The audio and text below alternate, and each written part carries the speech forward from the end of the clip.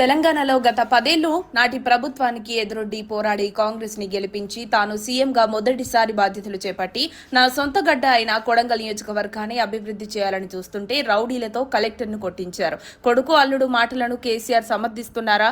పరిశ్రమలు భూసేకరణ వద్ద కేసీఆర్ చెప్పాలి.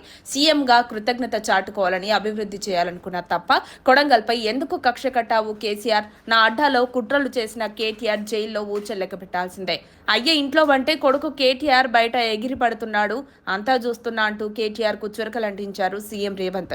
ఇక కేసీఆర్ పై సెటైరికల్ గా పంచులు వేస్తూ అసెంబ్లీకి రాస్వామి మొత్తం చర్చిద్దామంటూ కేసీఆర్ కు సీఎం రేవంత్ ఆహ్వానం పలికారు. అభివృద్ధి జరగాలంటే కొందరు భూమి కోల్పోవాల్సిందే. నిర్వాసితులకు నష్టపరిహారం అత్యధికంగా ఇవ్వాలని చట్టాన్ని సవరిస్తున్నాం. భూమితో ఉండే సెంటిమెంట్ ఒక రైతు బిడ్డగా నాకు తెలుసు. భూమిని కోల్పోతున్న వారికి తగిన నష్టపరిహారం ఇస్తామని ముఖ్యమంత్రి రేవంత్ రెడ్డి అన్నారు. వేములవాడ రాజన్న సాక్షిగా అభివృద్ధికి శ్రీకారం చుట్టామని నవంబర్ 30వ తేదీలోపు ఉమ్మడి కరీంనగర్ జిల్లాలోని పెండింగ్ ప్రాజెక్టులపై సమీక్షించి పూర్తి చేస్తామని సీఎం రేవంత్ రెడ్డి అన్నారు.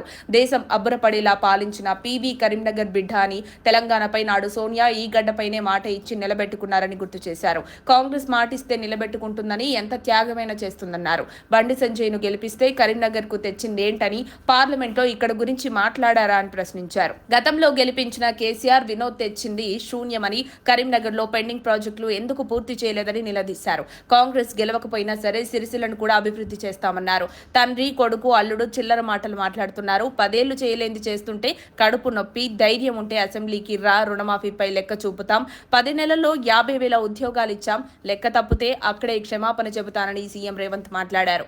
మరిన్ని అప్డేట్స్ కోసం మా కాయ్ టీవీని సబ్స్క్రైబ్ చేసుకోండి.